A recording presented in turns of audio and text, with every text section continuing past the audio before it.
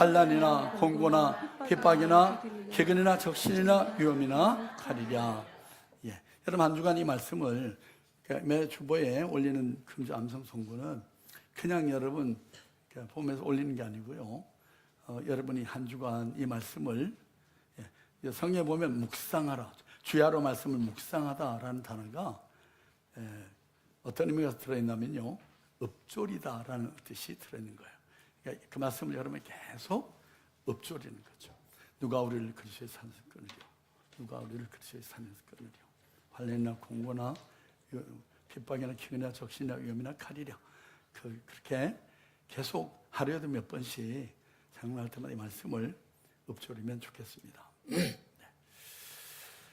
창세기 강해를 저희들이 주일 아침 계속 이어갑니다. 오늘은 16장입니다. 1절로 14절 말씀, 광야에서 하갈을 찾아오신 하나님, 그런 제목으로 말씀을 봅니다. 앞에 화면을 보시고 한 절씩 하나 교독합니다. 아브라함의 아내 사레는 생산치 못하였고 그에게 한 여종이 있으니 애굽 사람이요 이름은 하갈이라. 사레가 아브라함에게 이르되 여호와께서 나의 생산을 허락지 아니하셨으니 원컨대 나 여종과 동침하라. 내가 혹 그로 말미암아 자녀를 얻을까 하노라 하매 아브라함이 사레의 말을 들으리라. 아브라함의 아내 사레가 그 여종 애굽 사람 하갈을 가져 그 남편 아브라함에게 처부러 준 때는 아브라함이 가나안 땅에 간 지 10년 후였더라. 아브라함이 하갈과 동침하였더니 하갈이 잉태하매 그가 자기의 잉태함을 깨닫고 그 여주인을 멸시한지라. 사레가 아브라함에게 이르되 나의 받는 욕은 당신이 받아야 옳도다. 내가 나의 여종을 당신의 품에 두었거늘 그가 자기의 잉태함을 깨닫고 나를 멸시하니 당신과 나 사이에 여호와께서 판단하시기를 원하노라. 아브라함이 사라에게 이르되 그대의 여종은 그대의 수중에 있으니 그대의 눈에 좋은 대로 그대에게 향하라. 사라가 하갈을 학대하였더니 하갈이 사라의 앞에서 도망하였더라. 여호와의 사자가 광야의 샘 곁 곧 술길 샘물 곁에서 그를 만나 가로되 사라의 여종 하갈아 네가 어디서 왔으며 어디로 가느냐. 그가 가로되 나는 나의 여종 사라를 피하여 도망하나이다. 여호와의 사자가 그에게 이르되 내 여주인에게로 돌아가서 그 수하에 복종하라. 여호와의 사자가 또 그에게 이르되 내가 내 자손으로 크게 번성하여 그 수가 많아 셀 수 없게 하리라. 여호와의 사자가 또 그에게 이르되 내가 잉태하였은즉 아들을 낳으리니 그 이름을 이스마엘이라 하라. 이는 여호와께서 내 고통을 들으셨음이니라. 그가 사람 중에 들나귀 같이 되리니 그 손이 모든 사람을 치겠고 모든 사람의 손이 그를 칠지며 그가 모든 형제의 동방에서 살리라 하니라. 하갈이 자기에게 이르신 여호와의 이름을 감찰하시는 하나님이라 했으니 이는 내가 어떻게 여기서 나를 감찰하시는 하나님을 배웠는고 함이라. 이러므로 그 샘물 샘을 부엘라헤로이라고 불렀으며 그것이 가데스와 베레 사이에 있더라. 아멘. 좋으신 아버지 하나님 감사합니다. 오늘도 우리를 불러 주의 전에서 생명의 양식은의 말씀을 들려주시니 감사를 드립니다. 모세의 마음을 감화 감동하셔서 이 말씀을 기록하게 하신 성령님, 오늘 우리 가운데 임하셔서 이 말씀을 통해 하나님이 들려주시기를 원하시는 그 하나님의 메시지를 우리 각 사람 심령에 확실하게 들려주셔서 아버지요 아브라함에게 하나님이 약속하신 그 모든 은혜와 축복을 우리 모두도 향유하며 살아가는 그런 은총을 누리게 해주시기를 원합니다. 성령 하나님께 시간을 올려드리고 예수님 이름으로 감사하며 기도하였습니다. 아멘. 사랑하는 성도 여러분, 우리가 인생을 살다 보면 누구나 막다른 골목 같은 그런 고통의 순간을 겪습니다. 사방이 벽으로 막혀 있고 어디로 가야 할지 도무지 알 수 없는 그런 캄캄한 밤을 지날 때가 있죠. 본문에는 그런 절망의 끝에 서 있던 한 여인이 등장합니다. 이름조차 제대로 불려지지 않았던 여종, 애굽 여인 하갈입니다. 그녀는 여주인 살해 학대를 견뎌 못해서 임신한 상태로 야반 도주를 하게 이르렀습니다. 그리고 광야에서 극심한 갈증을 시달리면서 죽음 직전까지 이르는 그런 절박한 상황을 맞이하게 됐죠. 하지만 오늘 말씀은 이 하갈의 비극이 여기서 끝나지 않는 데 있습니다. 오히려 우리는 그 절망의 자리에 찾아오신 하나님의 그 세미한 사랑의 음성에 귀를 기울여야 할 것입니다.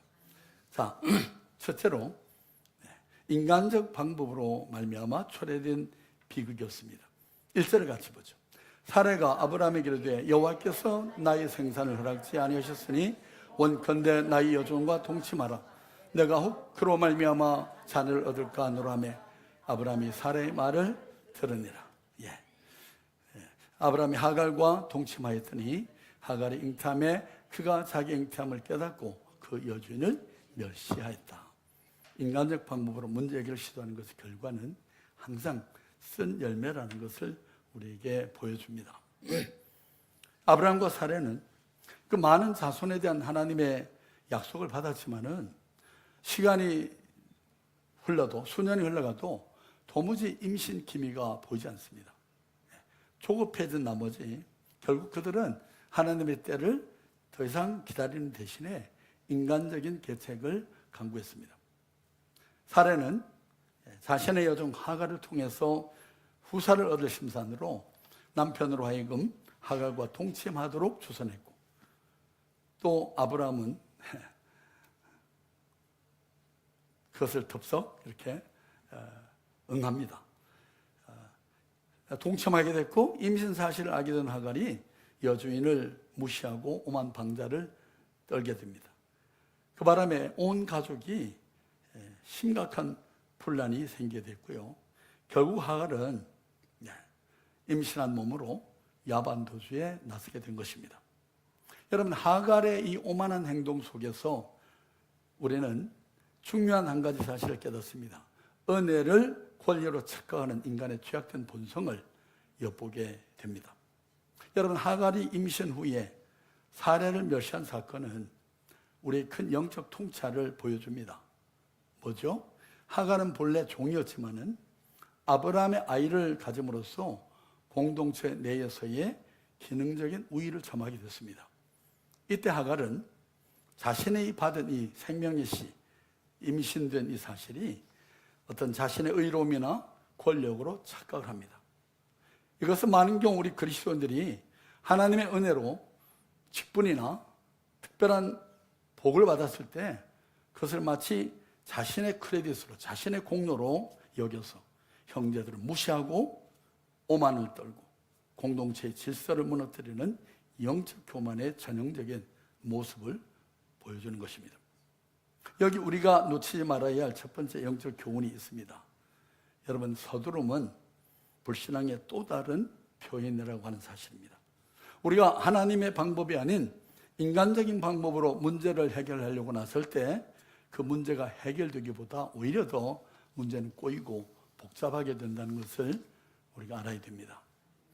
유명한 조각가 미켈란젤로가 대리석을 깎는데 시간이 오래 경과가 됐습니다. 한 제자가 지켜보다 못해서 왜 그렇게 천천히 작업을 하냐고 물었습니다. 그때 그가 이렇게 대답합니다. 나는 돌 속에 갇힌 천사를 꺼내기 위해 지금 천사의 숨소리가 들릴 때까지 기다리는 중이라네. 여러분, 우리가 하나님의 걸작품이 되기 위해서는 그분의 시간을 참고 기다리는 인내가 반드시 필요합니다. 우리가 내 손으로 억지로 깎으려고 할 때 무리수를 두면 결국 작품을 망치게 되죠. 그럼 우리는 언제나 성령님을 앞서가서는 안 됩니다. 여러분, 우리가 물 흐르듯이 이런 얘기를 많이 하죠.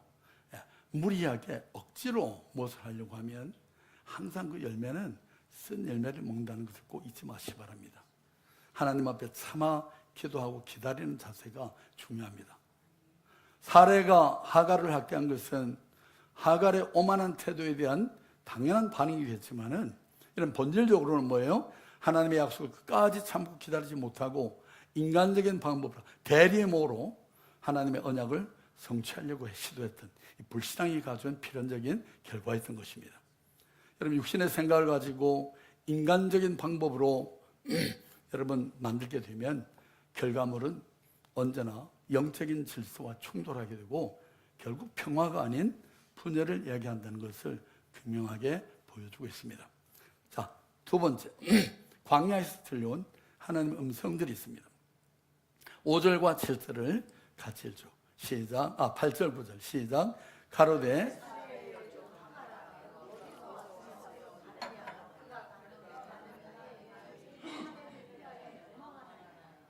9절 여호와의 사자가 그에게 이르되 내 여주에게 돌아가서 그 수하에 복종하라. 제가 한 이틀 전부터 목이 이렇게 문제가 생겼습니다. 예, 광야에서 들려진 하나님 음성들입니다. 학대를 견디지 못해서 도망친 하갈은 광야의 샘물 곁에서 하나님을 만납니다. 하나님이 찾아오셔서 하갈아, 내가 어디서 왔으며 어디로 가느냐라고 묻습니다.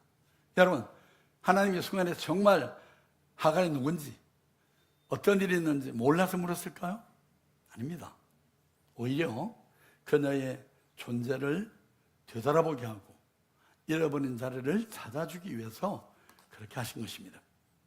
내가 어디서 왔으며 어디로 가느냐? 이 질문은 그녀라는 실상을 깨닫게 하고 종의 신분으로서 주인을 없인 여기고 스스로 교만했던 자신을 돌아보고 회개시키고자 했던 것이죠. 사실 그녀는 은혜를 망각하고 은혜를 욕으로 갚은 그런 무례하고 몰상식한 여인이었습니다. 아이를 낳지 못하는 여주인의 가장 아픈 약점을 찔러버린 어리석고 무모한 그런 여인이었죠. 게다가 종이라는 자신의 신분을 위치를 망각한 그런 여인이었습니다.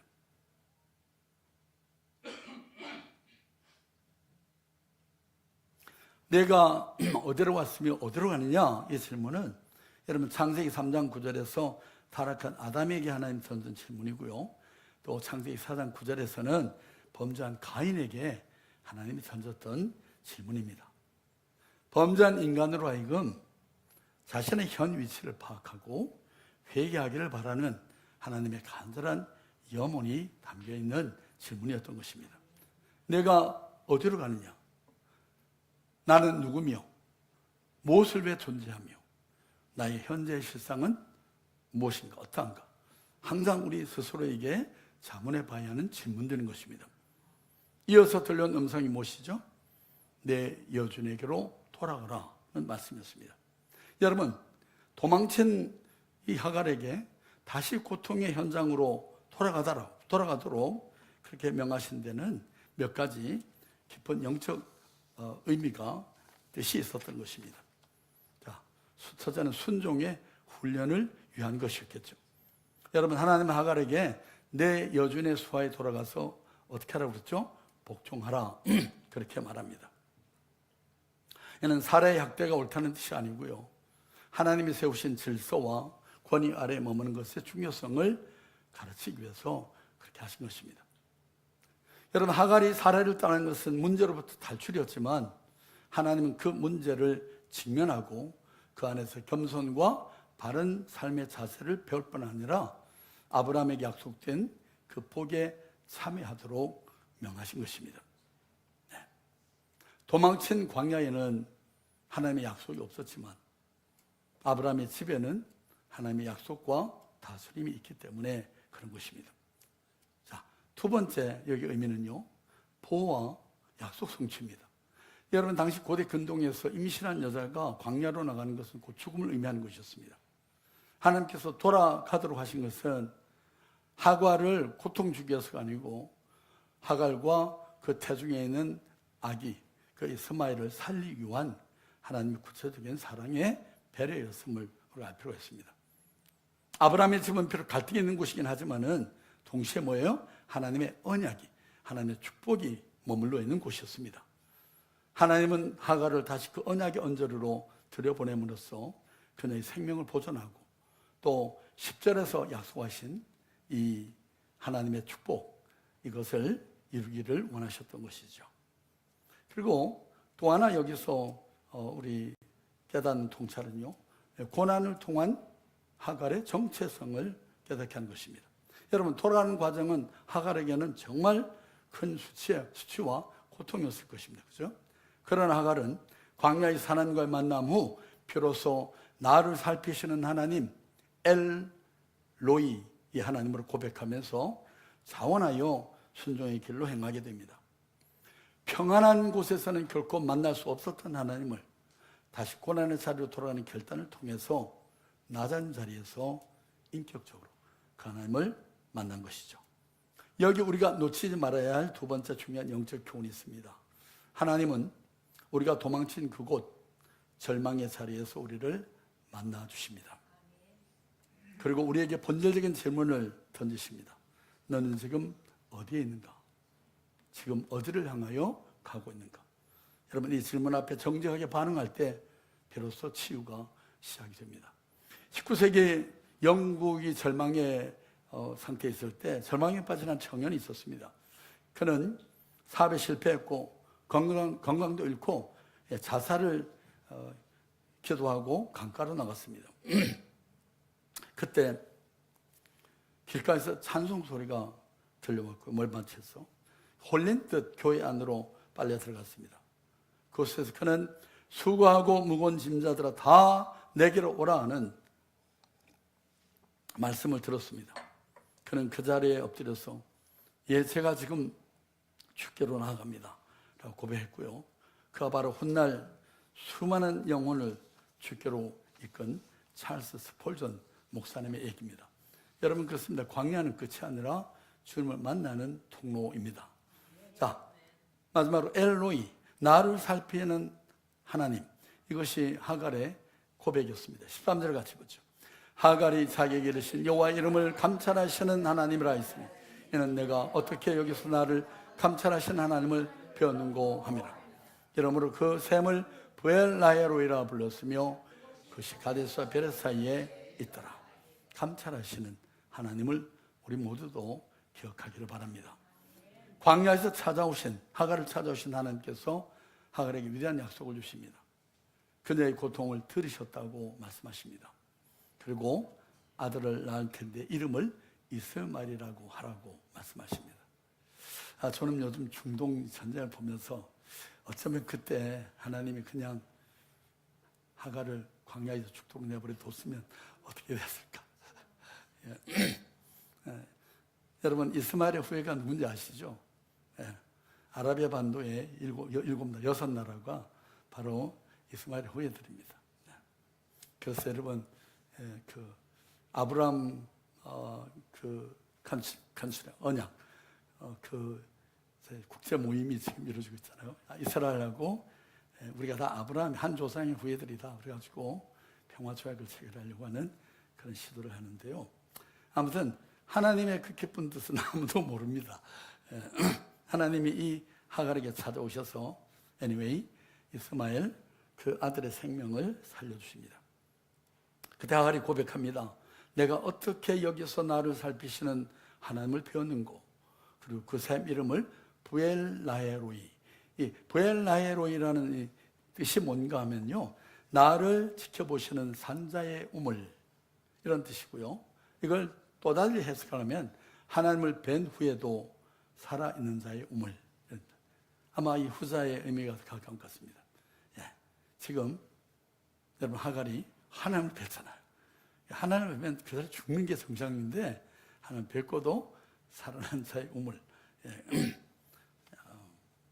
이 우물은 여러분, 처량하게 도망하던 이 하갈이 자신을 돌아보신 하나님으로 인해서 지난날 자신의 신분을 망각한 채 교만하게 행했던 모든 일들을 회개하고 새로운 삶을 결단하게 됐던 결단의 자리였잖아요. 그는 이런 은혜의 시간을 경험한 후에 담대함을 얻고 아브라함의 집으로 다시 그 사례가 있는 곳으로 학대하는 여주인에게로 다시 돌아갑니다. 하나님의 은혜를 덧입은 사람은 이렇게 상상할 수 없는 담대함과 마음의 여유와 긍정의 자세를 갖게 됩니다. 하나님을 자기 것으로 선언한 그는 어떤 것이라도 그 누구라도 하나님께서 절대로 그냥 버려두지 않으십니다. 하나님이 내가 너를 지켜줄 거야, 내가 너희 하나님이야 함께 하겠어 라고 하시면 하나님이 책임져 주시단 말입니다. 하나님과 언약 관계를 맺은 아브라함 때문에 하갈과 그녀의 아기도 하나님이 포기하지 않으신 것입니다. 여러분, 그렇습니다.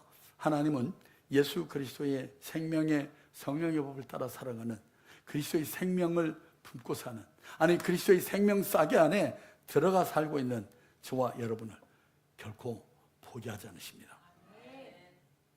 여러분, 이사야 41장 10절 말씀을 가지겠습니다. 두려워 말라, 내가 너와 함께함이니라. 놀라지 말라, 나는 네 하나님이 됨이니라. 내가 너를 굳세게 하리라. 참으로 너를 도와주리라. 참으로 나의 의로운 오른손으로 너를 붙들리라. 예. 이렇게 약속하신 하나님은 이사야에게 이렇게 말씀하신 하나님은 어제나 오늘나 영원히 동일히 그를 경외하는 자녀들과 함께 하시는 하나님이십니다. 네. 로마서 요한복음 13장 1절에 보면요, 예수님께서 돌아가시기 전에 유월절 만찬 때 세상에 있는 자기 사람들을 사랑하시되 어떻게 한다고요? 끝까지 사랑하시니라 말씀하십니다. 네.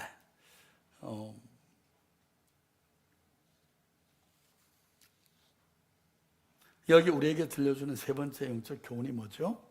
엘로이 하나님, 나를 살피시는 하나님, 감찰하시는 하나님입니다. 세상은 하갈을 여종이나 혹은 도구로 간주했지만 하나님은 그녀를 이름을 가진 한 인격으로 보십니다. 하나님은 우리의 신음소리를 결코 외면치 않으시는 분이십니다. 네. 어느 날 아버지가 어린 아들과 함께 길을 걷습니다. 아들이 돌불에 걸려 넘어질 뻔했습니다. 다행히 다치진 않았습니다.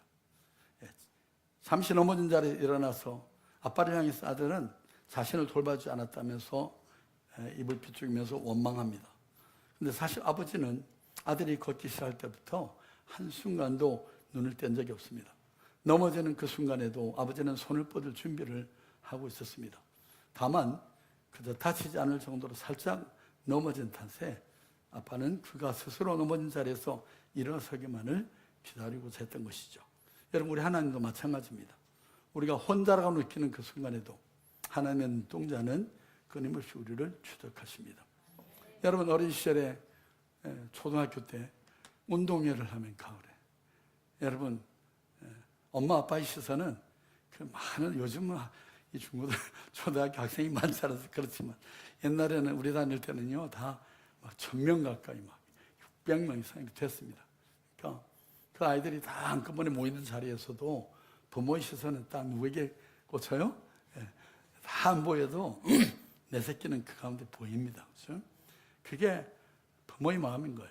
하나님 아버지의 마음이 똑같습니다. 우리들을 추적하시고 주목하시는 하나님입니다. 여러분의 고통을 듣고 계시고 여러분의 이름을 부르십니다. 나를 살피시는 엘로이의 하나님을 신뢰함으로 우리가 어떤 경우에도 다시 일어서는 그런 힘을 얻을 수 있기를 주의 이름으로 축복해 드립니다.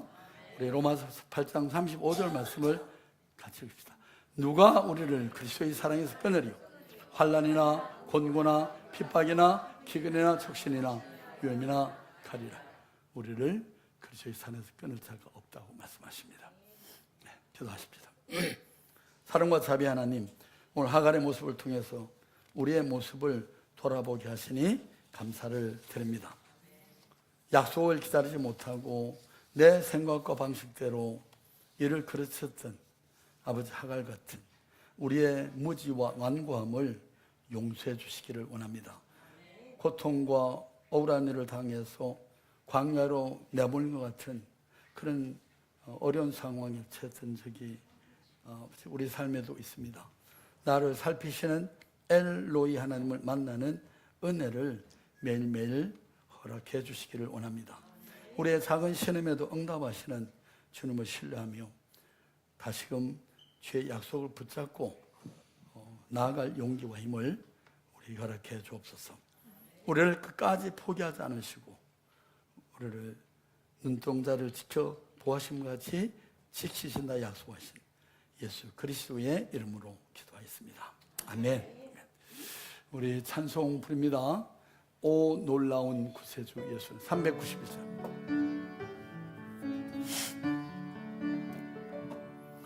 오 놀라운 구세주 예수 내 주 참 능력의 주시로다. 큰 바위 및 안전한 그곳으로 내 영혼을 숨기시네. 내 마른 땅을 종일 걸어가도 피곤치 아니하며 저 위험한 곳 내가 이를 때면 큰 바위에 숨기시고 저 손으로 덮으신대. 오 놀라운 구세주 예수 내 주 내 모든 짐 벗기시네. 죄악에서 날 끌어 올리시며 또 나에게 힘 주시네. 아멘. 내 마른 땅이 종일 걸어가도 나 피곤치 아니하며 저 위험한 곳 내가 이를 때면 큰 바위에 숨기시고 주 손으로 덮으시네. 상양 못할 은혜로 태우시며 늘 성령에 감아주사 큰 기쁨 중 주님을 찬양토록 내 믿음을 도우시네. 내 마른 땅이 종일 걸어가도 나 피곤치 아니하며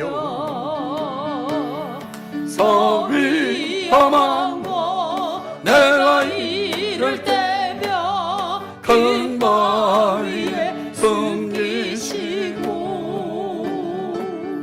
저 손으로 덮으시네. 주 예수님 공중에 임하실 때 나 일어나 맞이하리.